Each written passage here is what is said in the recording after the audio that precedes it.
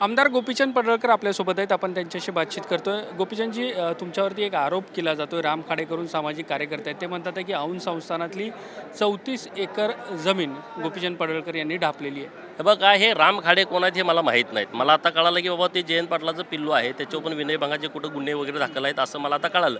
पण तो किरकोळ विषय आहे, त्यांच्या विषयावर मला काय बोलणं उचित वाटत नाही, कारण मला त्यांच्याविषयी अजिबात माहिती नाही.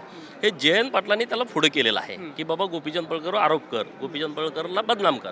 मुळामध्ये 34 एकर कुठली जमीन दिली, कुणाला दिली, ते तुम्ही त्याची माहिती घ्या. 10/52 हे जे क्षेत्र आहे त्या क्षेत्रामध्ये देवस्थानची पोकळ नोंद लागलेली आहे असं जेव्हा त्या बालकांच्या निदर्शनास आल्याच्या नंतर त्यांनी तत्कालीन राज्यमंत्री माननीय प्रकाश सोळंकी साहेबांच्या न्यायालयामध्ये अपील दाखल केलं होतं की आमच्या जमिनीवरती देवस्थानची पोकळ नोंद लागलेली आहे, ती कमी करून आम्हाला कर आकारणी भरण्यासाठी परवानगी द्यावी. तर त्यांच्याकडं केस चालली ही काय तारखा पडल्या असतील, 1 2 4 5 तारखा पडल्या असतील. तर त्या तारखांमध्ये तहसीलदार, प्रांत, जिल्हा, कारण ते नगर परिषद क्षेत्रामध्ये येत असल्यामुळं नगर विकासचे जिल्ह्याचे अधिकारी, धर्मादायकडून त्यांनी माहिती मागवलेली असते. धर्मादायमध्ये PTRला याची नोंद आहे का, आणि मग ह्याच्या सगळ्या प्रक्रिया पूर्ण झाल्याच्या नंतर राज्यमंत्री महोदय न्यायालय हे त्याच्यावरती निर्णय देत असतं. ह्या सगळ्या बाबींची शहनिशा केल्याच्या नंतर देवस्थानची पोकळ नोंद आहे ती कमी करण्याच्या बाबतीमधले आदेश तत्कालीन राज्यमंत्री महोदय यांनी दिलेले आहेत. ही घटना कधी 12-13ची, भाजपचा यामध्ये संबंधच नाही. भाजपचा यामध्ये संबंध, त्यातला काही भाग त्या जमिनीमध्ये तर 7 एकर तर रिझर्वेशन आहे, ते तर जमीन विकता येत नाही. त्यातला काही भाग 1-2 एकर भाग हा आम्ही घेतलेला आहे, आणि तो रितसर, त्यात आमचा काही दोष असायचं कारण म्हणणं की रीतसर आणि कायदेशीर प्रक्रिया पार करून तुम्ही जमीन घेतली. रितसर सरकारनं त्याला परवानगी दिल्याच्या नंतर ती काय मला एकट्याला दिली नाही, हजारो एकरांना ते पहिल्यापासून ही प्रक्रिया सुरू आहे. राज्यमंत्री असतील तर राज्यमंत्री किंवा महसूल मंत्री यांच्याकडे ही प्रकरणं चालतात. आणि पोकळ नोंद, अरे माझी तर आज लक्षवेधी आहे, जयंतरावला जर डोक्याचा भाग असेल तर त्यांनी उद्या सभागृहात यावं. या महाराष्ट्रातल्या संपूर्ण देवस्थान जमिनी ज्या आहेत इनाम वर्ग 3च्या, त्याच्याबद्दलची लक्षवेधी मी सभागृहात आणली आहे उद्या. आज आमची होती, आता उद्यावर गेलेली आहे. त्यामुळं रितसर जी प्रक्रिया आहे, कायद्यानं जी प्रक्रिया आहे की एखाद्या इनाम जमिनीमध्ये वर्ग 3ची जमीन, त्यामध्ये जर चुकून पोकळ नोंद झाली असेल, त्याचा PTRला नोंद नाही, धर्मादायकडं नोंद नाही, तर ती राज्यमंत्री महोदयांना किंवा मंत्री महोदयांना अधिकार आहे पोकळ नोंद कमी करण्याचा, आणि त्या अधिकारात त्यांनी निर्णय दिलेला आहे. निर्णय दिल्याच्या नंतर ती आम्ही जमीन, त्यातली 1-2 एकर जमीन आम्ही घेतलेली आहे. जे हे सामाजिक कार्यकर्ते हे सगळे प्रश्न उपस्थित करतात आहे, त्यांचं म्हणणं आहे की चंद्रकांत पाटील यांनी आता मंत्रिपदाचा राजीनामा द्यावा आणि तुमच्यावरती देखील कारवाई तो केली. येडा आहे, त्याला माहीत पण नाही. अरे चंद्रकांत दादा 14 नंतर महसूल मंत्री झाले. हे प्रकरण आहे 12-13चं, तारीख आता मला नेमकी सांगता येणार ना, 12-13चं हे प्रकरण आहे.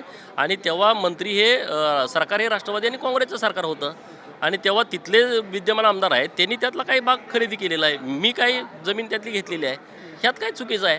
आता 12-13 वर्षानंतर ह्यांना जाग येते. मागं माझ्यावरती एकदा, मी ज्या जमिनीत राहतो त्यात जयवंतराव जेव्हा पालकमंत्री होते तेव्हा त्या मूळ मालकाला उठवलं आणि माझ्यावर अट्रॉसिटी आणि 420चा गुन्हा दाखल केला. तो मालकाला काही दिलं नाही म्हटलं, तो परत बिघडला त्यांच्यावरती की बाबा नो, तुम्ही मला असं चुकीच्या पद्धतीने केस घालवल्या, तुम्ही काहीतरी करा, नाही तर मी गोपीचंद पडळकरच जाईल. मग जयंतरावची फाटली, मग पळायला लागला. हे असले उद्योग करणारा जयंतराव आहे. जयंतराव काय समोरासमोर लढू शकत नाही. जयंतरावचं काय, गोपीचंद हा होळकराची अवलाद आहे, समोर लढतोय. जयंतरावला मी आज सांगतो की सोमवारी मी तुमच्या विषयामध्ये एक विषय समोर आणणार आहे, सांगून करतो ना. तुमच्यात हिंमत आणि धमक असेल ना, समोर येऊन लढा ना. आणि मी काय चुकीचं केलं, माझ्यावर कारवाई होईल ना. मी जर काही चुकीचं केलं असेल तर नक्की माझ्यावरती कारवाई होईल. आणि औंध संस्थांची जमीन आहे याची आमचं काय पाहिजे, ते तिथं सादर करायला पाहिजे ना तुम्ही. जेव्हा तिथं न्यायालयामध्ये ही केस सुरू होती तेव्हा तिथं तुम्ही सादर करण्याची आवश्यकता होती, तेव्हा ते केलं नाही. जर ते काय बाबतीमध्ये काही विषय असेल तर तुम्ही कोर्टात जावा. तुम्हाला राजकीयदृष्ट्या अडचणीत आणण्यासाठी हे सगळं सुरू मी अडचणी देऊ शकतो का, तुम्हाला वाटतंय का? तुम्ही काल पण हा विषय माझ्या निदर्शनास, मी म्हटलं जाऊ दे, किरकोळ विषय सोडून द्या. जयंतराव मला अडचणीत आणू शकत. जयंत किरकोळ माणूस आहे, त्यांच्यामध्ये लढण्याची धमक नाही, हिंमत नाही. गावाकडे आपल्या म्हण आहे, ससा उठला आणि कुत्रा हागडला. हा जयंतराव त्यातला प्रकार आहे.